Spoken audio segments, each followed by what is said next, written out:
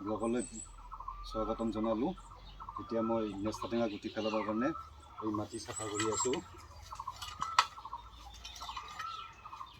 গুটি পেলাবৰ কাৰণে মাটি চাফা কৰি আছোঁ।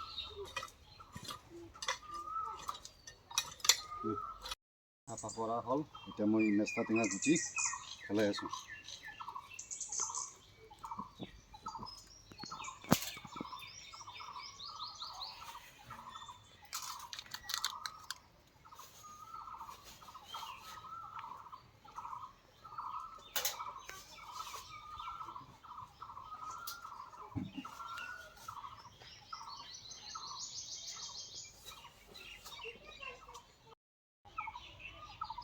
মই মাটিটো এবাৰ খান্দি লৈ চাফা কৰিলোঁ। চাফা কৰাৰ পিছত গুটি পেলালোঁ। গুটি পেলোৱাৰ পিছত এই মাটিটো খান্দি আছোঁ। পূৰা এক চাৰ্জ দিলেই হ'ব। মেষ্টা টেঙা আমাৰ মাটি খান্দিব নালাগে।